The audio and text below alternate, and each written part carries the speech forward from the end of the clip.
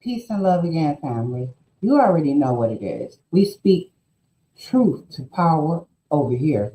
Now, let me ask you this. Why is it every time Black folks go through pain, there's a camera, a movie deal, or a viral clip waiting? Why is our struggle always on display, but our healing is always delayed? Today, we're talking about how the industry profits off of Black trauma and how we reclaim our narrative before it's too late. So, this video that I'm going to show is by Remy, I believe it's Stirk, and it's titled Before a film about Black joy. And the video explores how mainstream media and the internet entertainment industry capitalize on Black trauma, police brutality, slavery films, inner city violence to generate profit. And to be honest, just like Shador Sanders, while rarely investing in real solutions for the Black community. You'll also highlight how we can shift the narrative and take back control of our culture. So,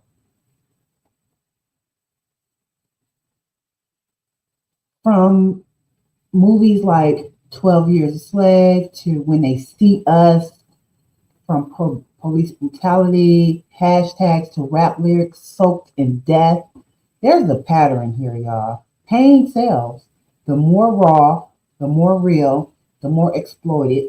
Meanwhile, these billion-dollar studios rarely reinvest in our schools, our youth, or our therapy. So every year we get a new trauma cycle, a new outrage, actually every couple of months. And who benefits from it? Not us, not our community. Just check to see who's writing the checks and who's cashing them. So let's get into this video. Um, I haven't seen it yet, so we'll all be looking at it at the same time.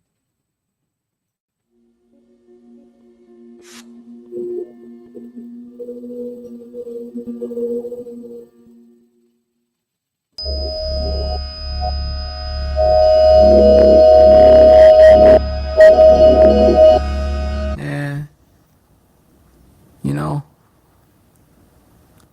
I'm gonna tell a joke right before I die.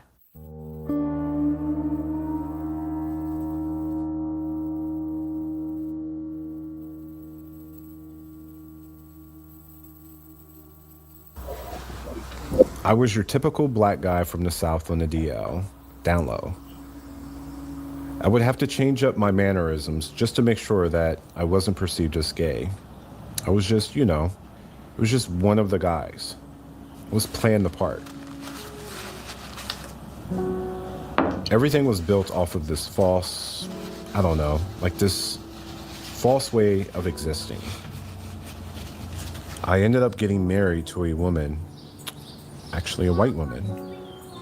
I loved her as a human, but I knew it was on false pretenses.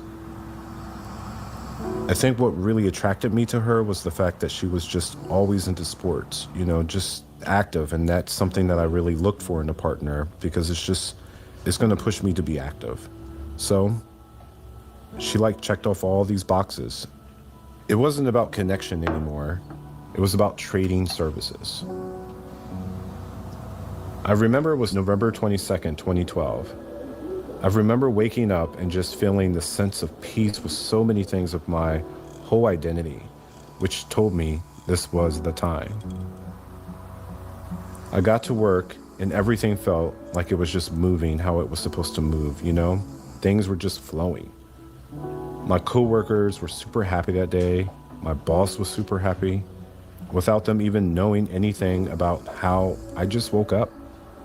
I remember talking to one of my friends and was just like, do you mind coming into my office right now? I just want to share something with you. When she came in, I was just like, I'm going to go home and tell my wife, we can't do this anymore. And she looked at me and said, finally. I got home and she gets home about 5:30, 6 o'clock. She sat down and it was a quick, how was your day? How was your day? Blah, blah, blah. And then she just looked at me and was like, "What's going on?" And I was just like, "I know, right?" She looked at me like, "What?" I leaned in and said, "You remember our conversation back in June?" Because I do. She was the only person up until that point who I had told. I said, "Yeah, we can't do this." She took a deep breath, though the feeling of peace was still there for me. She cried, and we navigated that period of time together. But I never cried. I never got angry. I never got flustered or anything. I just remember I was so at peace at the end of the conversation. So at peace at the end of that conversation. I don't have to hide anymore. I don't have to play the part. I experienced this type of liberation when I decided to acknowledge and accept who I truly am.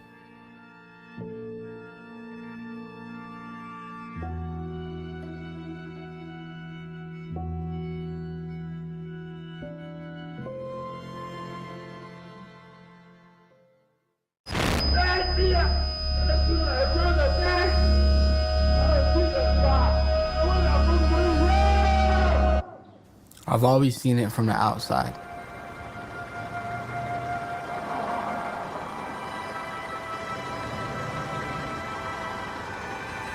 Some of what I saw, I took in, and I probably shouldn't have. Because what I saw was a lens of white America. Oh, he already making excuses. Real things at me. My experiences have been shaped by the lens of what white America told me black men are and what they should be. Get in a circle. The reference point for my blackness was always from the outside in.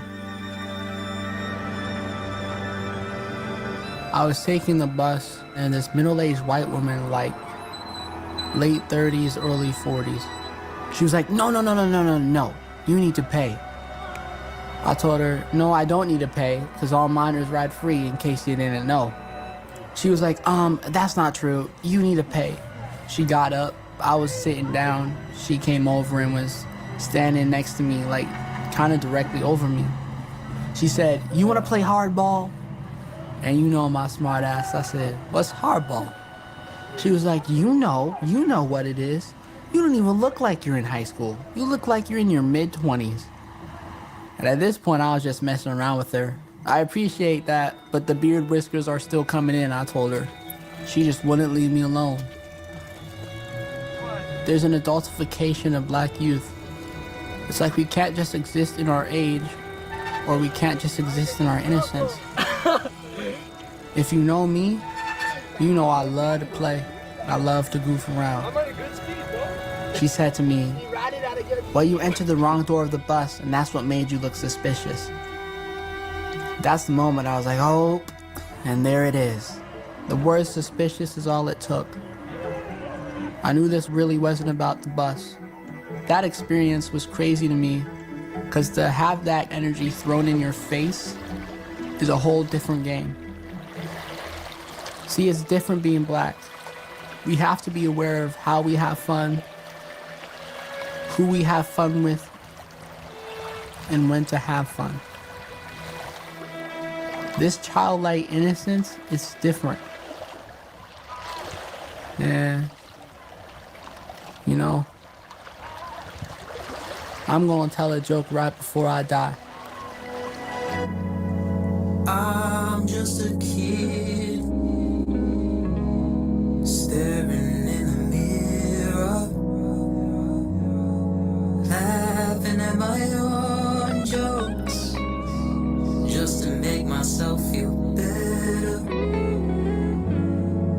I'm just a kid looking for a future. Why should I be afraid? All my life I've been afraid.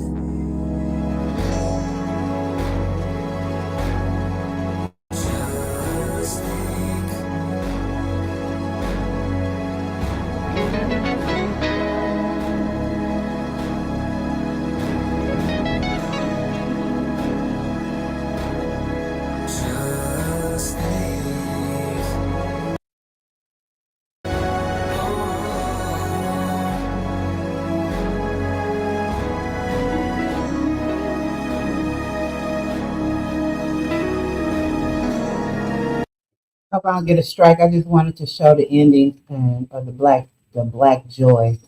Um, so yeah, so ask yourself, you guys, right now, where's the media when we win? Where's the celebration of black joy, innovation, or community power?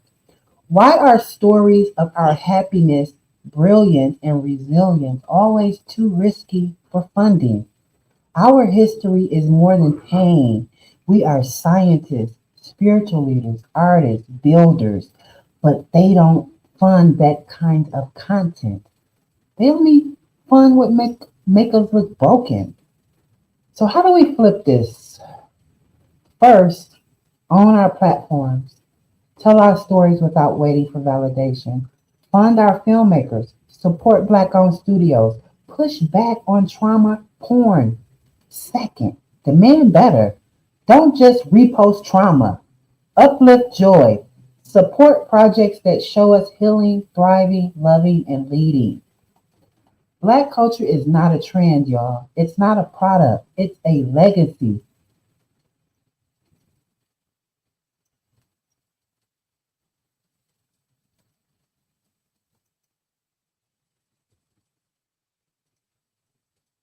I'm sorry. It's a legacy, and it's time we protect it like the sacred power it is. Let me start over. Black culture is not a trend. It's not a product. It's a legacy. And it's time we protect it like the sacred power it is. Don't let them sell you your own suffering. Let's start celebrating our joy with the same energy we post our pain because our ancestors didn't survive for us just to be hashtags. They did it so we could be whole, proud, and powerful. Like, share, and drop a comment if you're ready to shift the narrative. I'm Bella, and this is how we take back our story. Stay loud, stay bold, and stay black. Peace.